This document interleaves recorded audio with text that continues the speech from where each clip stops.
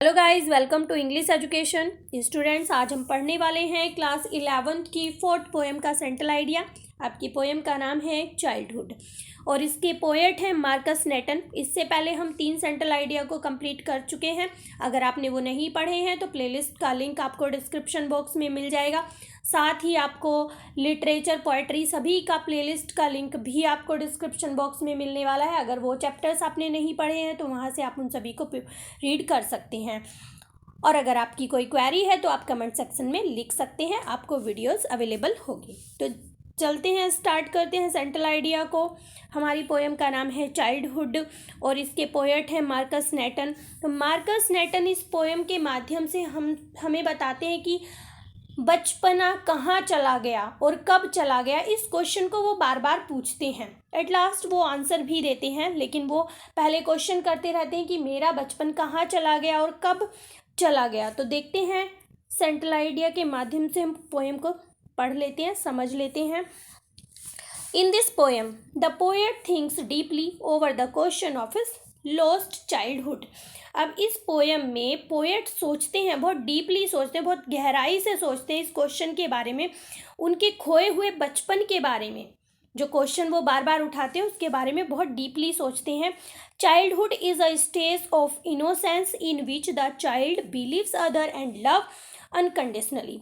तो यहाँ पर पोएट कहते हैं कि बचपन क्या है? एक ऐसी स्टेज है जो मासूमियत की स्टेज है। जो बचपना होता है वो बहुत बचपन में जो बच्चे होते हैं वो बहुत मासूम होते हैं, जिसमें बच्चा हर किसी पर विश्वास करता है, दूसरों पर विश्वास करता है और बिना किसी कंडीशन के वो सभी को प्यार करता है।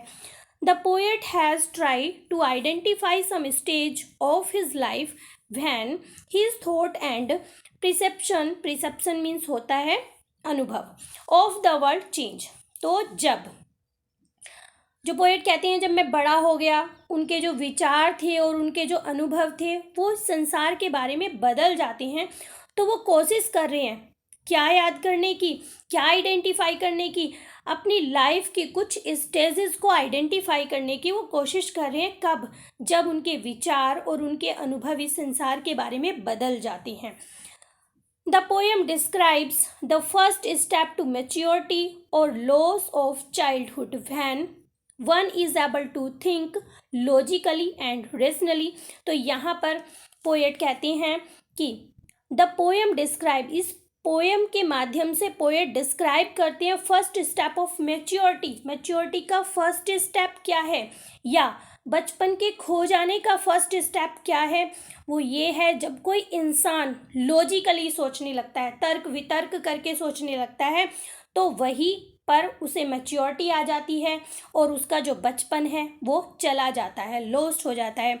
Forming one's own opinion and not getting influence by other is also a sign of maturity और लॉस ऑफ चाइल्डहुड। एक और साइन वो बताते हैं, वो यहाँ पर कहते हैं कि सबसे पहला साइन तो ये है कि बचपन चला गया, मैच्योरिटी आ गई, कि जब इंसान लॉजिकली सोचने लगता है।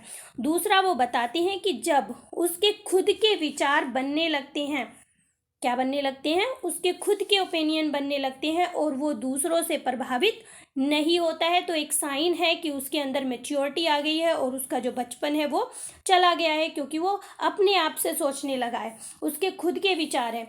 The poem also hint at the hypocrisy prevalent in our society. Hypocrisy means होता है पाखंड, ये जो कुरीतियाँ फैली हुई हैं। तो इस पोएम में जो पोएट हैं वो हमें हिंट देते हैं इस पाखंड के बारे में जो चारों तरफ हमारी सोसाइटी में फैला हुआ है। Where people pretend to be nice to each other but in reality they do not like each other. तो यहाँ पर पोएट कहते हैं कि वो जो लोग हैं, जो बड़े लोग हैं, मतलब वो अपने बचपन की बात को याद करते हुए बताते हैं कि हमें बचपन में क्या बताया जाता है टीचर्स के द्वारा या पेरेंट्स के द्वारा, कि हमें एक दूसरे से प्यार करना चाहिए, एक दूसरे के साथ मिलजुल कर रहना चाहिए। लेकिन वो अब बताते हैं कि ये जो सोसाइटी है इसमें पाखंड फैला हुआ है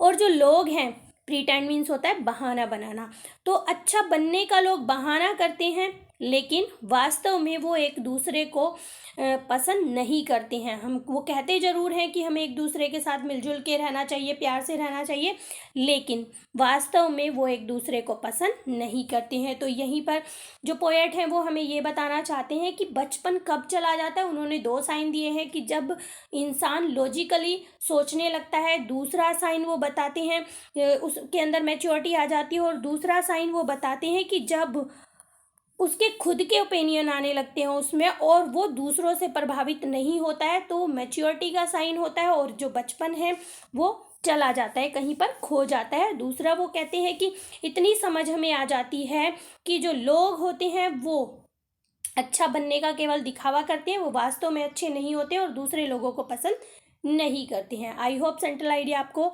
समझ में आ गया होगा। वीडियो आपको अच्छी लगी है तो एक लाइक ज़रूर करें। अगर आप न्यू विजिटर हैं तो चैनल को सब्सक्राइब करें। मिलते हैं अपने नेक्स्ट टॉपिक में, तब तक के लिए बाय बाय।